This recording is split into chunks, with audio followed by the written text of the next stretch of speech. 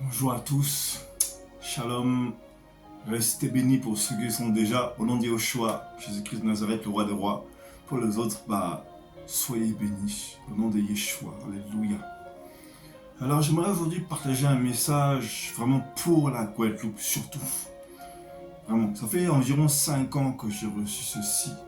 À l'époque, j'allais beaucoup, le Seigneur m'envoyait beaucoup évangéliser sur la commune de Pointe-à-Pitre, beaucoup. Voilà. Et voyant que les âmes ne se rapprochaient pas, je ne suis pas un évangéliste, mais le Seigneur m'a vraiment envoyé en missionnaire pour ramener quelque chose sur cette île. Alléluia. Et un jour, j'ai demandé au Seigneur, mais Seigneur, pourquoi les âmes ne viennent pas? Je ne comprends pas. Et voilà, le Seigneur m'a répondu tout de suite. Alors je vais maintenant partager ce qu'il m'a donné. Voilà. On va dire que c'est un message un peu d'avertissement pour la Guadeloupe, un petit peu. Enfin, non, c'est un message d'avertissement. Mais je le transmets maintenant, 5 ans après. On va aller dans le livre de Shemuel, premier livre de Samuel, donc en français. Chapitre 8, mais je ne vais pas donner tout le chapitre. À partir du verset 8, donc, à partir du premier verset, voilà, il explique donc la situation, le contexte, voilà, où on voit que les fils de Samuel, ils font n'importe quoi et Samuel devient vieux, quoi. Donc voilà. Et voici donc le comportement du peuple au verset 6, donc on va prendre à partir du verset 5. Et lui dire, voici tu es vieux, et tes fils ne marchent pas sur tes traces. Maintenant établis sur nous un roi pour nous juger. Déjà là c'est grave. Comme il y en a chez toutes les nations. Samuel vit avec déplaisir qu'il disait, donne-nous un roi pour nous juger.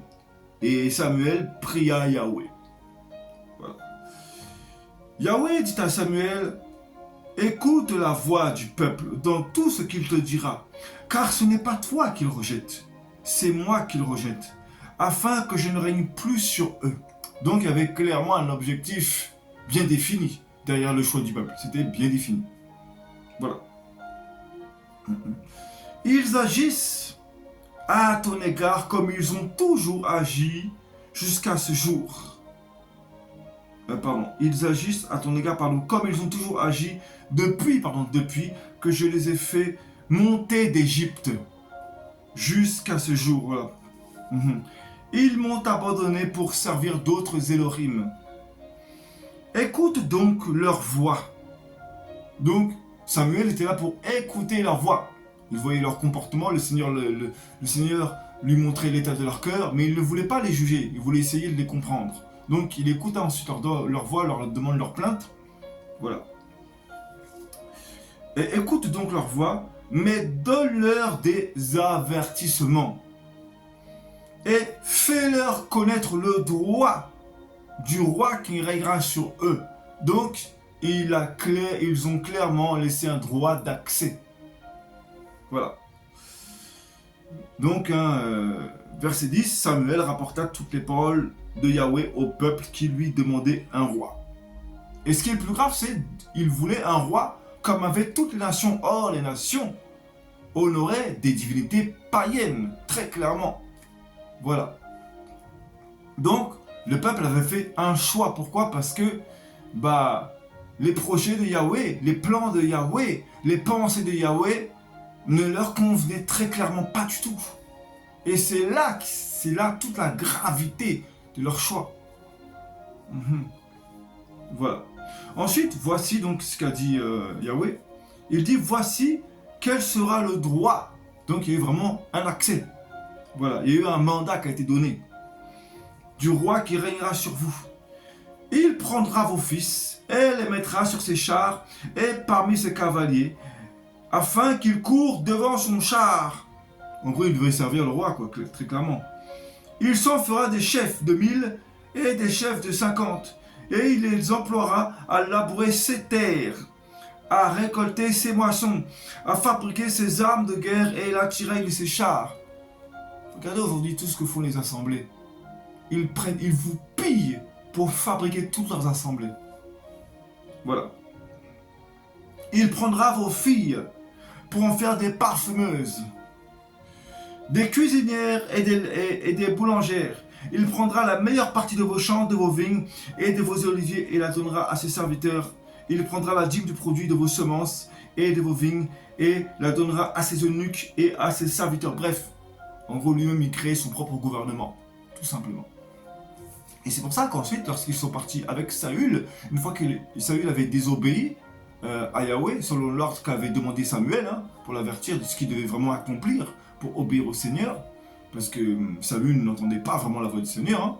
Il avait été formé à la va-vite, comme beaucoup d'aujourd'hui, malheureusement.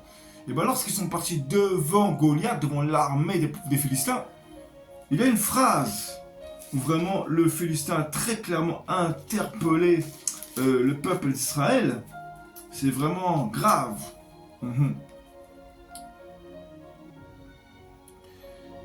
1 Samuel chapitre 17, lorsque donc il part en combat face aux Philistins. Et c'est exactement ce qui se passe actuellement. Quand les assemblées veulent aller en combat dans des territoires, elles ne peuvent pas y aller pour la plupart dans les quartiers, etc. La plupart en Guadeloupe ne peuvent pas y aller parce qu'il y a un mandat qu'il n'y a pas. Tout simplement. Verset 8. Le Philistin s'arrêta et s'adressant aux troupes d'Israël.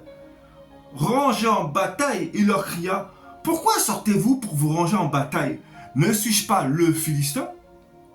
Et n'êtes-vous pas des esclaves de Saül? Même pas de Yahweh, c'est-à-dire disciples de Yahweh, mais de Saül. Tout simplement, ils étaient à sa merci. Voilà, tout simplement. Voilà. Ça veut dire que dans le monde spirituel, les géants, donc Philistin qui était un géant, hein, voilà, et bah, ils savaient très bien dans le monde spirituel quel mandat avait été donné. Et donc, eux, le mandat qu'ils avaient, c'est pour ça que David ensuite a été choisi pour abattre les Philistins, c'est-à-dire Goliath. Voilà. Donc en fait, c'est vous qui avez donné un droit, vous avez préféré être comme toutes les nations. Le Seigneur, depuis le début, il vous a arraché du monde, mais vous préférez les choses de ce monde. Voilà pourquoi le Seigneur vous donne des rois. C'est vous qui les choisissez. Tout simplement. Beaucoup n'ont même pas été établis par le Seigneur, mais par un homme. Voilà. Ciao.